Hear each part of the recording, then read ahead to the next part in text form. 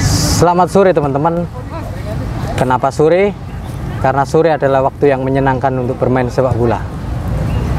Selamat datang kembali di kanal YouTube pribadi saya, Oma Bal-Balan.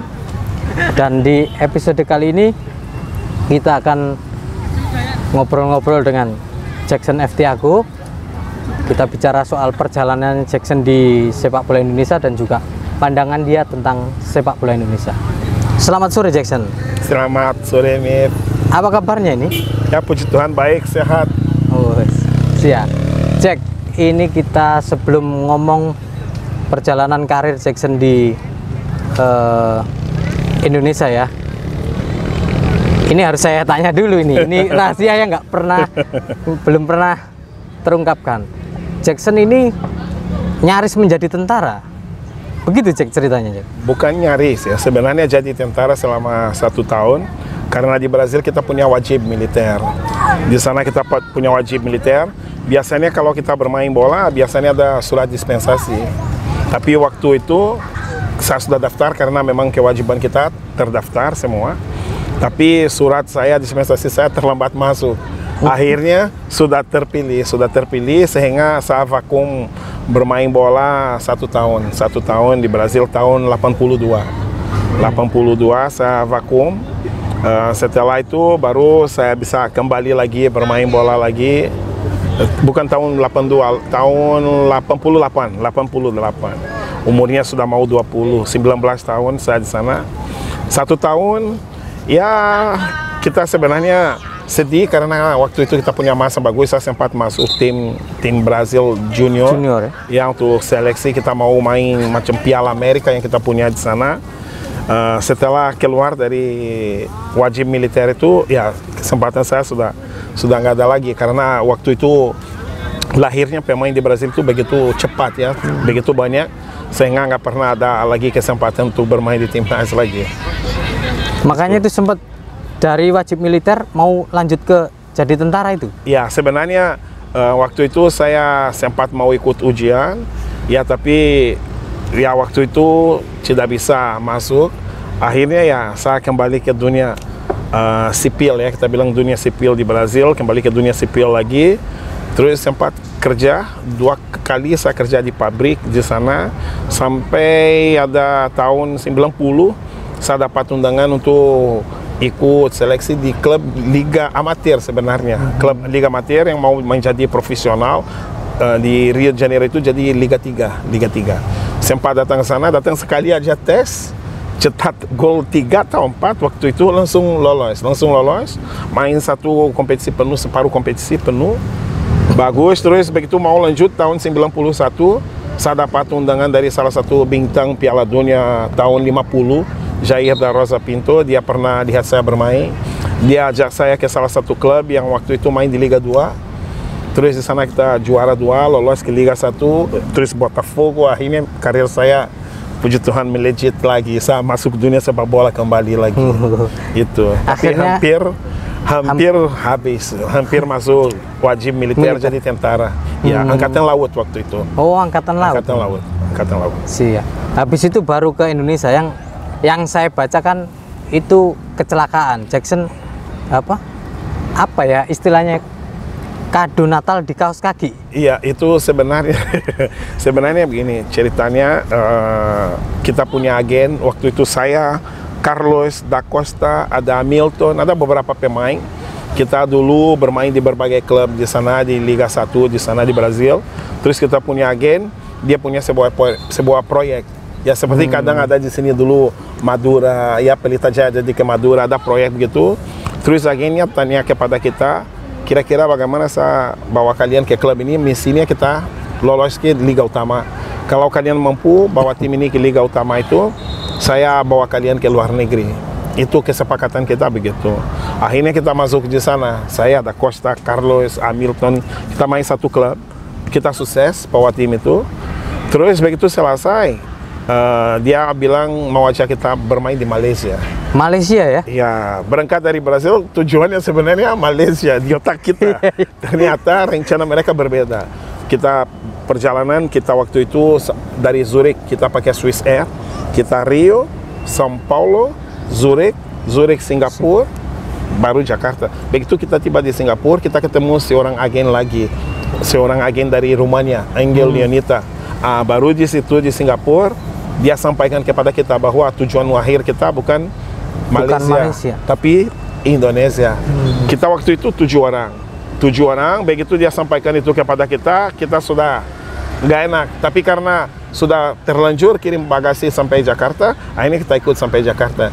Di Jakarta kita berunding lagi. Waktu sarapan pagi kita berunding, ada suara untuk balik, ada suara untuk stay. Saya salah satu yang memilih tinggal, karena kebetulan tiket kita balik ke Brasil itu cuma tanggal 7 Januari. Itu kebetulan 24 Desember, malam Natal. Malam Natal. Saya berpikir Natal tahun baru sudah hilang. Daripada balik lagi, ya lebih baik saya coba di sini aja. Saya pikir saya sudah sampai di sini, saya coba. Saya tidak tahu tim yang saya akan bermain atau apa. Terus kita ambil itu juga belum tahu. Sebelumnya belum tahu Indonesia? Tidak tahu sama sekali. Tidak pernah dengar Indonesia, Bali nggak pernah dengar sama sekali. Baru sama itu sekali. Ya? Ya, tidak tahu. Bali pun kita nggak tahu. Waktu itu belum tahu. Akhirnya tiba pagi kita berunding bicara. Terus besok hari agennya itu datang. Agennya datang, ada beberapa pengurus. Terus kita suruh duduk. Kita duduk. Terus kita dipilih. Kita bertujuh itu dipilih sama. Karena waktu itu sepak bola Indonesia itu macam konsorsium. Yeah. PSSI kerjasama dengan sebuah konsorsium. Konsorsium itu seperti LPI dulu. Yeah. Persis LPI itu. Akhirnya saya dan Carlos, karena waktu itu ada urutan. Mereka bilang ada urutan. Ada beberapa pemain, mereka punya nama besar di Brasil. 2 orang dipilih ke Pelita Jaya. Terus ada satu lagi, mereka lihat dari postur apa, terus dibawa ke PKT Bontang. Terus ada Gomes da Costa dipilih ke Mitra. Saya sama Carlos dipilih ke Petro. Ceritanya dari Pak Imam Supardi sampai sekarang mungkin Miftah sudah dengar. Dia bilang bahwa dia lihat saya seperti petinju dan Carlos seperti bencong. Akhirnya tapi karena ranking Petro waktu itu paling rendah antara Pelita, PKT sama Mitra, akhirnya kita dibawa ke Petro. Sampai di sana justru kita dari 7 orang itu jadi yang terbaik. Ya, padahal awalnya dikira yang petinju, paling ini ya, paling nggak diinginkan berarti yang satu petinju, satu. Iya. Kalau Miftah tanya ke Pak Imam, dia pasti akan cerita begitu. Dia omong begitu, Jack, pertama kali saya lihat kamu Jakarta, aku pikir kamu petinju, bukan pemain bola. Ya itu ceritanya begitu. Akhirnya ke Petro ya. Dan menarik kan, bener kata Jackson, dari 7 tadi nama Jackson yang sama Carlos ke final. Kalau di final ini kan ya akhirnya jadi kontroversi. Kalau menurut Jackson itu gol atau offset atau ada pelanggaran? No, murni gol. Semua orang tahu itu murni gol. Saya sudah pernah cerita, Miftah, apa yang terjadi satu malam sebelumnya. Ya, itu.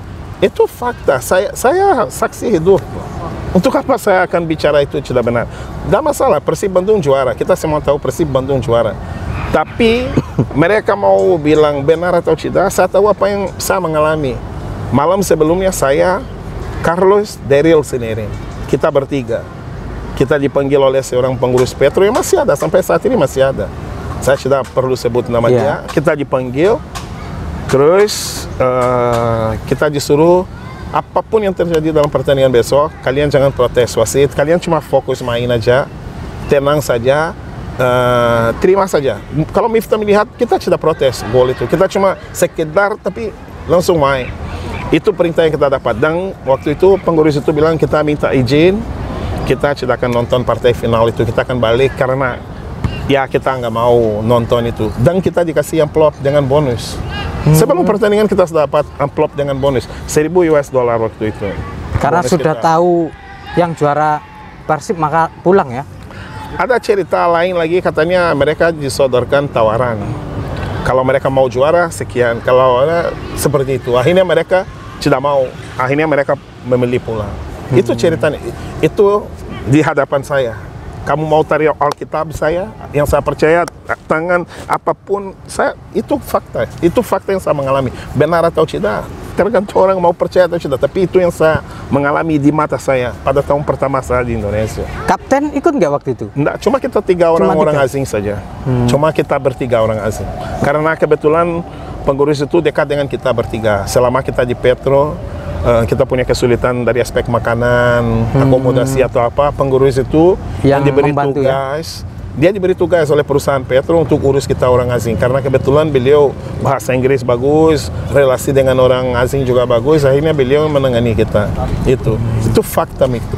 Jadi nggak enak ya datang karena kecelakaan tadi sampai sini mau juara, ada tragedi itu tadi aja. Tapi itu mungkin berkat di balik semua musibah itu ya. Sampai saat ini saya bisa berada di sini. Saya selalu bilang sama orang, saya tidak menyesal itu sudah menjadi keputusan terbaik yang saya ambil. Salah satu contohnya saya bangun sebuah keluarga di sini. Saya punya anak yang sangat luar biasa, dan apa yang hilang di partai final itu sudah Tuhan kasih dengan berkali-kali lipatnya kepada saya, dari aspek pemain maupun pelatih. Ya, saya rasa hampir seluruh Indonesia kalau bicara partai final itu orang tidak bicara siapa yang cetak gol yang jadi juara, tapi justru banyak orang cerita gol saya yang dianulir. Sehingga saya rasa itu adalah sebuah kebanggaan juga ya. Orang mengenang bukan si pemenang, tapi justru mengenang yang kalah dengan cara terhormat. Saya rasa begitu, sehingga tidak ada masalah. Nah ini Jack, kalau ya akhirnya kan dapat juara di Persebaya. Nah ini Jack ya, ini selain yang baju ungu tadi, yang baju ungu tadi mana yang baju ungu tadi? Lagi jalan. Lagi jalan. Selain yang baju ungu, kalau boleh memilih nih, Jackson memilih mana nih? Petro yang menjadi klub pertama di Indonesia sekaligus klub terakhir sebagai pemain kan? Pertanyaannya. Persebaya Surabaya yang 3 kali juara, Persipura juga 3 kali juara ya? 3 kali juara. Pilih mana di antara tiganya? Atau tetap pilih yang ungu tadi? Aku pilih yang ungu. Sudah pasti itu. Sulit semua. Jangan lupa bahwa Makassar juga punya kenangan yang luar biasa karena anak saya kedua lahir di sana juga. Sehingga ikatan juga luar biasa meskipun kita sudah pernah juara. Sebuah jawaban yang sulit ya Miftah, karena itu yang tadi saya bilang, saya diberkati di semua kuat yang saya injak kaki saya, selalu ada sesuatu yang baik yang saya dapat dari sana ya. Surabaya, kalau bicara karir awal jelas Persebaya ya sangat luar biasa, karena di sini sukses pertama saya di Indonesia, juara di sini, jadi pelatih pun di sini. Ya, karir ya mengawali di sini sehingga luar biasa. Tapi Petro juga pertama dan terakhir sebagai pemain. Ya, dan Persipura saya rasa puncak dari segala sesuatu ya. Sehingga tidak bisa kita memilih satu. Sehingga pilihan saja tuh ke ungu tadi. Iya. Jack, kalau bicara Persebaya sendiri kan, itu tadi Jackson sudah bilang bahwa di Persebaya jadi pemain juara, top skor, memulai juara di Liga dulu divisi 1 ya, divisi 1, lalu 2003 naik jadi juara lagi. Arti Persebaya sendiri buat Jackson? Sebuah tempat yang tidak mungkin saya akan lupakan. Mungkin suatu waktu kalau Miftah punya kesempatan datang ke rumah saya di Brazil, kamu akan melihat bahwa rumah saya penuh nuansa Persebaya.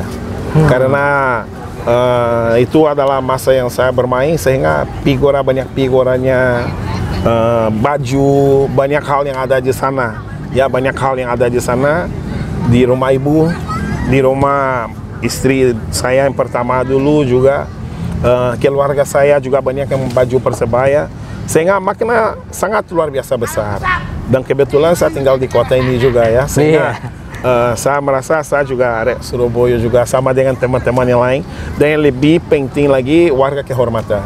Saya punya gelar warga kehormatan, sehingga Persebaya punya sebuah arti yang sangat besar dalam hidup saya. Sangat luar biasa besar.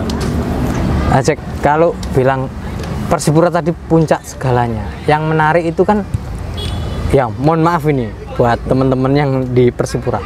Dengan Persipura itu secara bakat luar biasa, tapi selama ini kan selalu ada kesulitan-kesulitannya.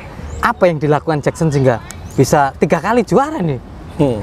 Saya merasa saya sangat beruntung ya, sangat beruntung berada pada waktu yang tepat di sebuah tempat yang pas waktu itu, sehingga kita dapat sebuah generasi yang sangat luar biasa ya, generasi Boci, Ian, Manu. Saya mungkin bisa dapat mereka waktu muda dan bertahan sampai lama, sehingga saya rasa faktor pertama, faktor garis hidup yang tadi yang hilang di final pertama, Tuhan kasih dengan berkali-kali lipat ya, itu saya rasa Itu rencana Tuhan. Yang saya lakukan cuma satu saja. Pertama, mempelajari budaya tempat saya berada. Dan kebetulan banyak kesamaan antara anak Papua dengan kita orang Brasil. Kita orang yang kecil besar di pantai, sehari-hari di pantai, bermain bola di pantai, olahraga kita di pantai, pertemuan kita dengan orang-orang, misalnya kalau kita di sini di lapangan, kalau di Brasil kita punya pertemuan seperti itu pasti di pantai. Kita ayo kita ketemu di pantai besok, ayo kita di situ kita bisnis, kita apa, kehidupan kita seperti itu. Dan mereka di sana punya keterampilan bermain bola sama dengan kita, persis sama dengan kita. Seperti di rumah sendiri ya? Ya, seperti saya merasa di rumah sendiri. Itu yang terjadi di sana. Dan ya itu tadi, mungkin mereka melihat saya, bagaimana kepribadian saya. Miftah tahu kalau saya orangnya, mungkin orang di lapangan berkesan, Jackson orangnya, padahal aku sangat kontras ya, lapangan sama di luar. Karena itu saat kerja, saya orangnya easy going, suka guyon, apa, bercanda. Cuma orang yang dekat dengan saya yang tahu sisi itu, dan mereka di sana tahu itu. Dan itu membuat kita sangat nyaman satu sama yang lain. Dan yang paling penting itu langsung to the point. Saya orangnya sangat jujur dalam lakukan segala hal ya, berhubungan dengan pekerjaan saya. Dan terus terang, kalau ada masalah saya sampaikan. Kalau saya mau lancar juga sama, orang bisa tahu. Kalau saya senang atau tidak senang, orang bisa tahu. Dan ya itu yang mereka punya di sana. Kalau mereka orang Papua itu mereka langsung to the point, tidak ada basa-basi itu. Sama karakternya dengan Jackson ya? Ya, persis sekali, sangat persis sekali. Ada persoalan kita bicara. Begitu ya selesai bicara, oke, saya sampaikan semuanya, kamu sampaikan, selesai, let's go, come on. Sudah, nol. Ya seperti kita punya di sini ya Ramadan, ya kosong-kosong ya seperti itu. Ya kalau saya sepanjang tahun kosong-kosong terus. Saya orangnya begitu, Miftah. Banyak pasti banyak masalah karena aku orang yang Miftah tahu, aku orang yang berprinsip ya, pegang teguh. Dan pasti ada orang yang tidak mengerti, orang yang gimana. Tapi kalau saya apapun saya punya masalah dengan Miftah, seandainya kita duduk, kita bicara, saya sampaikan apa yang membuat saya tidak senang, Miftah sampaikan, selesai. Kalau saya orang seperti itu, sangat sederhana dalam hal itu. Jack, kalau bicara sepak bola Indonesia ya, Jackson sudah ya terhitung memang pernah ke Cina yang nggak jadi, ke Singapura, melatih di Malaysia. Tapi kalau mengabaikan itu mungkin sejak 94 sampai sekarang, mungkin 26 tahun di Indonesia. Jackson melihat sepak bola Indonesia itu seperti apa, Jack? Sepak bola Indonesia boleh dikatakan seperti sebuah diamond yang belum dilapis. Ya, sebuah tempat yang sangat luar biasa untuk punya sebuah sepak bola yang sangat luar biasa bagus. Tapi ada beberapa aspek yang terutama di luar lapangan yang menghambat ya kelajuan sepak bola Indonesia itu. Tapi potensi sangat luar biasa, antusiasme dari masyarakat yang sangat luar biasa, dan apa ya, orang di sini cinta sepak bola, seperti kita di Brazil ya, kita cinta sekali sepak bola, kalian di sini juga sama. Makanya saya melihat sepak bola Indonesia sebuah diamond yang masih belum dilapis, sehingga ya masih banyak kekurangan lah. Punya potensi luar biasa tapi masih banyak kekurangan. Apa yang harus saran ya, apa yang harus dilakukan sepak bola Indonesia ini? Kalau saya konsistensi dalam beberapa keputusan, terutama dalam peraturan-peraturan yang ada. Saya kasih satu contoh kecil, sangat kecil. Sekarang ini kita diambang kompetisi digelar lagi. Manual liga yang ada di awalnya sudah berubah lagi. Oke, kita berubah, tidak ada masalah. Tapi aspek teknisnya dari sepak bola itu harus tetap diutamakan. Katakanlah, kita tahu bahwa sekarang new normal life. Tapi itu bukan alasan untuk kita tidak adakan degradasi. Karena ada dampaknya negatif yang lebih besar lagi yang kita akan menanggung kalau kita menghapus degradasi. Misalnya gangguan non teknisnya dalam perjalanan.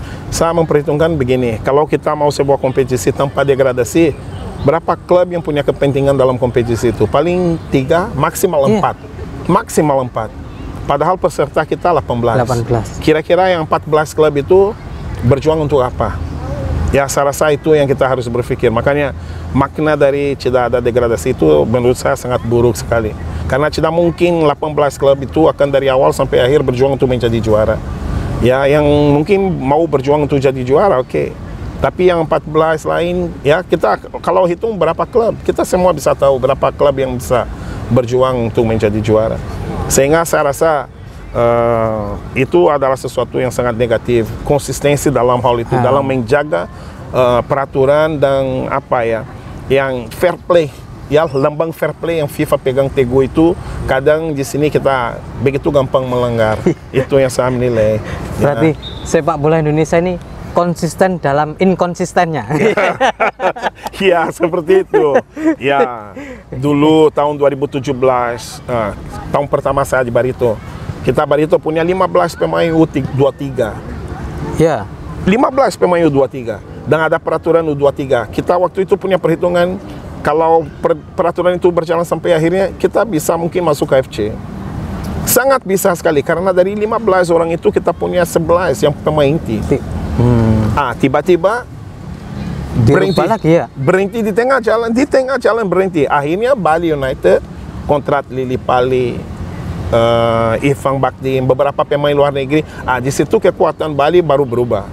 Dan kita tahu bahwa saat itu ada beberapa pihak dari Bali United yang punya kuasa di dalam federasinya. Kenapa saya bicara begitu? Karena belum ada apa-apa, Bali sudah kontrak Lili Pali, sudah kontrak Irfan Bakdim, padahal peraturannya U23 itu masih berlaku. Tiba-tiba tidak ada lagi, baru kita mengerti. Wah, itu. Miftah coba selidiki itu yang saya bicara. Padahal waktu itu saya menilai peluang Barito untuk bisa bersaing di atas itu sangat besar sekali. Sangat besar sekali. Karena materinya jauh sangat lebih siap mendukung, dibanding tim-tim yang lainnya. Sesuai peraturan itu sangat mendukung itu. Itu sampai Miftah coba lihat sampai akhir, meskipun peraturan itu dihapus, kita tetap menjalankan peraturan itu meskipun tanpa sengaja. Karena apa? Memang susunan kita seperti itu. Seperti itu. Dan itu sebuah hal yang bagus. Karena apa? Kekuatan Luis Milla itu dibangun dari situ. Harusnya mereka konsisten ya, bukan sudah dapat pemain cukup. Sampai akhirnya karena dia bisa melahirkan lebih banyak pemain lagi ya, dengan umur yang cukup baik ya. Itu menurut saya itu menjadi salah satu contoh lagi ya. Ini PSSI harus dengar. Siapapun yang dalam ngurus PSSI, konsisten PSSI. Ini. Cek kembali ke soal perjalanan karir Jackson. Jackson bagi saya masih pelatih muda lah, masih 52 tahun. Karir di Indonesia sudah sangat luar biasa. Juara bersama Persebaya 2 kali, bersama Persipura 3 kali.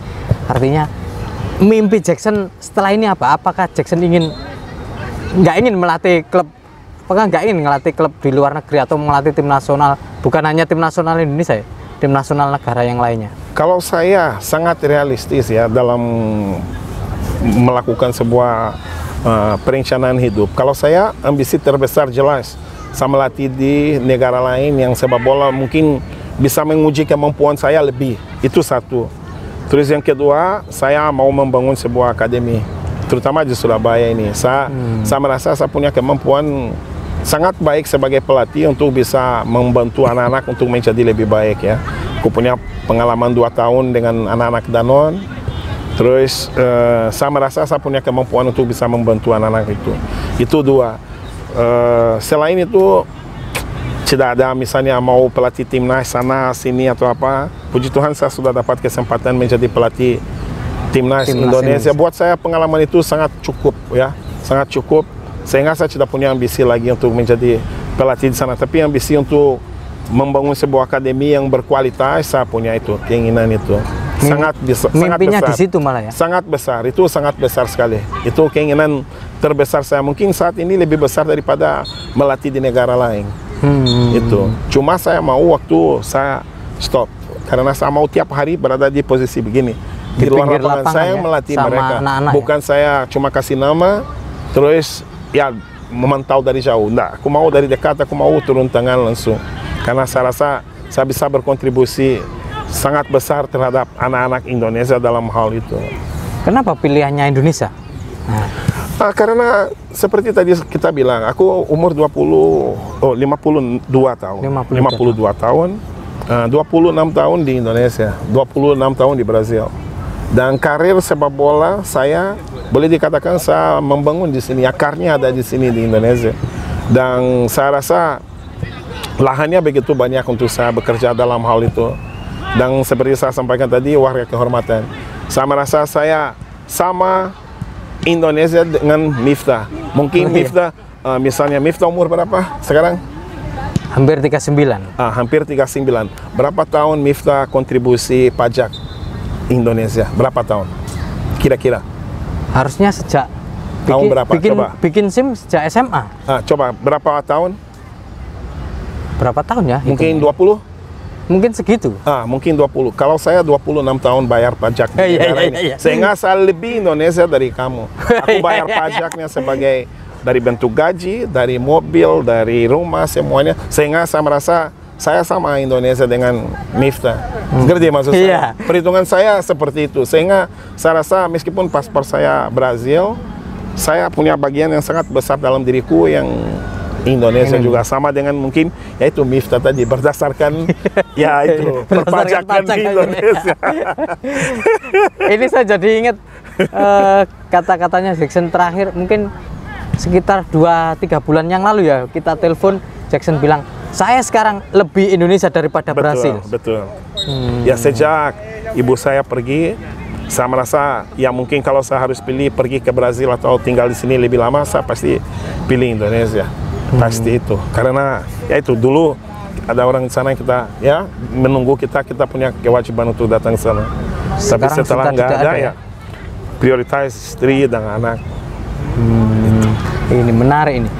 Dari awalnya tidak kenal Indonesia, tidak tahu apa itu Indonesia, kecelakaan di Indonesia, sekarang sangat mencintai Indonesia. Oke, mungkin itu dulu Jack. Ini obrolannya sangat banyak dan mungkin banyak hal yang baru ini yang kita ketahui dari Jackson. Mungkin itu dulu Jack. Terima kasih atas obrolannya. Selamat sore. Selamat sore. Selamat teman-teman, jangan lupa tetap menikmati obrolan di Oma Balbala. Selamat sore.